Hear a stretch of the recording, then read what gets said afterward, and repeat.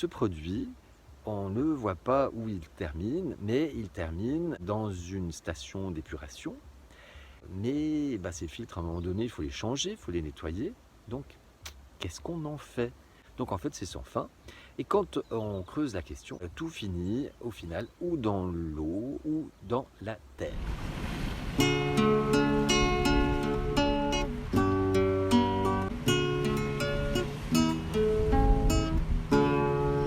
Les petits passages.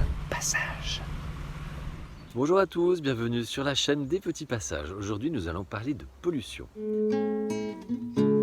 Passage. La pollution, c'est quoi?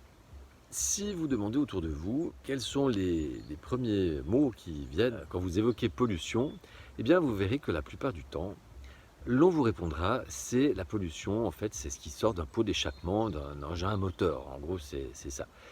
Mais la pollution, en fait, ça va beaucoup plus loin. Je vous ramène à la vidéo que j'avais faite sur les énergies passives vertes, en fait, là où je vous expliquais l'énergie grise. L'énergie grise, c'est toute la pollution et l'énergie qui est nécessaire pour fabriquer un objet, quel qu'il soit, même une tête d'épingle. Donc, ça veut dire que plus on consomme, plus on pollue, et que donc, les gens qui ont peu d'argent consomment peu, donc polluent peu. C'est mathématique. Passage. Donc ça, c'est la pollution pour fabriquer un objet, mais c'est également la pollution de tous les produits qui se déversent dans les sols et dans les eaux et dans les airs, en fait, on va dire. Donc ça, bon, on se le représente assez facilement, mais par contre, donc à l'échelle macro, mais à l'échelle micro, à l'échelle de nos usages quotidiens, ça, c'est déjà beaucoup plus difficile à entrevoir. Pourtant, dès que l'on met un produit quelconque dans le siphon de notre évier, ou ça peut être également celui de la baignoire ou de la machine à laver, eh bien, ce produit, on ne voit pas où il termine, mais il termine dans une station d'épuration. Cette station d'épuration, il y a peut-être des filtres, mais ces filtres, à un moment donné, il faut les changer, il faut les nettoyer. Donc, qu'est-ce qu'on en fait? Donc c'est sans fin, parce que si on les nettoie, où va l'eau sale qui a servi à nettoyer le filtre? Si il est éliminé, comment est-il éliminé? Ah, il est incinéré. Oui, mais donc ça part dans les airs. Ah oui, mais il y a un filtre en haut de la cheminée. Oui, mais le filtre en haut de la cheminée, il faut le nettoyer, il faut l'éliminer, il faut le changer, etc. Donc en fait, c'est sans fin. Et quand on creuse la question, eh bien, on s'aperçoit que tout finit au final ou dans l'eau ou dans la terre. Et c'est très amusant les circonstances, les coïncidences, parce que récemment j'ai parlé avec quelqu'un de tout ça et ce garçon me disait « Ah bah tiens, c'est marrant que tu parles de ça parce qu'effectivement, je travaillais à un moment donné dans une station d'épuration et c'est vrai que je m'étais jamais posé la question, mais les eaux usées suivaient un circuit, etc. Ça tourne en rond et ça fait des serpentins et au final, il y avait une croûte au-dessus.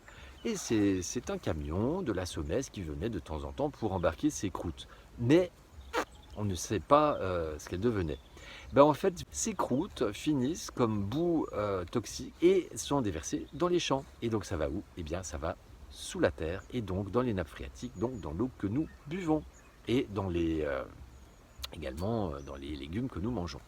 Et dans la viande que nous mangeons, etc. Pareil pour un filtre euh, nettoyé. Donc là, il m'expliquait, oui, donc l'eau, en fait, elle suit un circuit, il y a des filtres. Et de temps en temps, en fait, on nettoyait ces filtres. Et puis l'eau qui servait à nettoyer ces filtres, elle partait dans une espèce de canalisation, voilà, mais on ne sait pas où ça finissait. Eh bien, la plupart du temps, ça finit dans l'eau, dans les rivières et puis dans la mer. Voilà, il n'y a pas de 36 000 solutions. C'est l'histoire sans fin. Donc, la moralité de l'histoire, c'est que à chaque fois qu'on utilise un produit, il va avoir une pollution. Donc, comment faire? Puisque le fait d'avoir des filtres ne suffit pas, le plus simple, c'est de ne pas utiliser ces produits. Le meilleur déchet est celui qu'on ne produit pas. Le meilleur polluant est celui qu'on n'utilise pas. Donc, à nous de prendre conscience de tout ça, de trouver des alternatives. Et à l'heure de l'information, nous n'avons plus aucune excuse pour trouver des alternatives qui soient vraiment vertes, que ce soit pour les produits de nettoyage, pour la vaisselle, pour la lessive. Il y a toujours une solution qui est beaucoup plus simple et moins coûteuse, que ce soit le vinaigre blanc, le bicarbonate, la lessive qu'on fabrique soi-même avec des cristaux de soude ou du lierre ou de la cendre, etc. Vous verrez, ça foisonne sur Internet, il y a vraiment toutes les recettes possibles. C'est des produits qui coûtent extrêmement peu cher, qui ne sont pas polluants. Voilà. Et pour la petite anecdote, en fait, eh bien, moi j'ai vraiment pris conscience de toutes ces questions quand j'ai vécu dans une tiny house.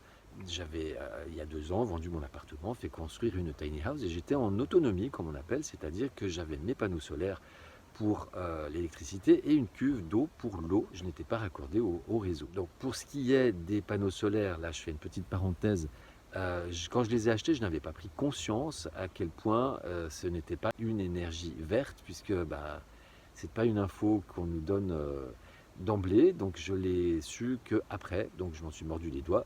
Mais par contre, je pense que voilà, si j'avais eu cette info, je les aurais achetés d'occasion.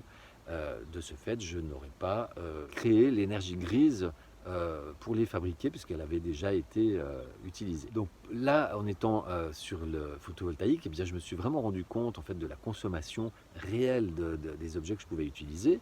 Donc bon, j'avais pas d'aspirateur, j'avais pas de bouilloire, voilà. Mais bah, je me suis rendu compte notamment que le lave-linge, bah, c'est surtout le fait de chauffer l'eau qui coûtait en électricité, pas tellement pour faire tourner le tambour. L'eau, eh bien, je me suis rendu compte de la richesse et la valeur de l'eau, parce que c'est moi qui devais remplir ma cuve, et donc eh bien, plus j'utilisais d'eau pour ma vaisselle ou pour la douche, eh bien, plus j'allais vider vite ma cuve et qu'il fallait que je la re-remplisse. Pareil pour l'eau chaude, eh bien, en fait on utilise en moyenne 5 litres d'eau froide jusqu'à ce que l'eau chaude arrive. Donc tout ça j'en ai vraiment pris conscience. Et puis alors par rapport aux polluants aussi, bah, quand vous voyez où va l'évacuation, où va l'eau qui sort des siphons, bah, ça va directement dans la terre. Donc là, ben, je me suis dit, mais waouh, non, je ne peux pas mettre de produits chimiques dans la terre. Donc je voyais vraiment l'impact que je pouvais avoir sur la nature.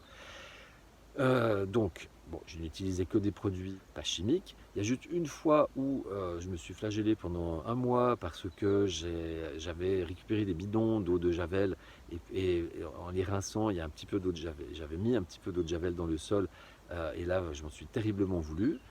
Mais bon, voilà, erreur de jeunesse, j'ai envie de dire. Et pour les autres produits, bah, j'utilisais une phytoépuration que j'avais faite moi-même avec des gros graviers, des moyens graviers et du sable, et puis des plantes aussi, des plantes aquatiques. Donc voilà, phytoépuration, vous pouvez regarder sur Internet, sachant que les recommandations disent que si vous n'utilisez que des produits naturels, une pédoépuration, c'est-à-dire directement versé dans le sol, ça peut suffire. Après, l'autre question qu'on peut se poser, c'est que ce soit une phyto ou une pédoépuration, si elle finit toujours au même endroit, bah, la dose faisant le poison, même si c'est des produits naturels, du bicarbonate en permanence, du vinaigre en permanence ou des cristaux de soude en permanence au même endroit, ça peut avoir un impact. Donc l'idée c'est de déplacer régulièrement l'endroit où arrive cet écoulement d'eau. Passage. Et c'est aussi valable pour ce qui est de la pollution des multinationales et des industries. Euh, oui, on entend souvent les gens dire oui, mais mes petits efforts, mes petits gestes à moi, ça sert à rien parce que c'est les gros qui polluent. Oui, mais les gros fabriquent des produits, mais qui les achète? C'est nous, les consommateurs. Donc c'est aussi en nous responsabilisant par rapport à nos modes de consommation que l'on va agir sur cette pollution industrielle. Passage. L'énergie grise, donc la pollution, est l'énergie qui est nécessaire pour fabriquer un objet, et c'est également tout ce que l'on déverse dans nos siphons, à même la terre ou dans l'air, selon ce que l'on fait brûler, que ce soit à notre usage domestique ou par des usages industriels de récupération, de tri des déchets, de filières d'élimination des déchets. Il y a toujours un filtre qu'il faut un jour éliminer. Donc c'est sans fin. le meilleur déchet est celui qu'on ne produit pas, le meilleur polluant est celui qu'on n'utilise pas. Voilà pour ce petit message sur la pollution. Merci de votre attention. Si cette vidéo vous a semblé pertinente, n'hésitez pas à la partager, à mettre des j'aime, à mettre des commentaires aussi, à vous abonner à la chaîne. Et puis si vous désirez soutenir la chaîne, il y a le lien dans la description d'une petite cagnotte. Je vous remercie d'avance pour votre soutien. Je vous dis à tout bientôt, prenez soin de vous, je vous aime.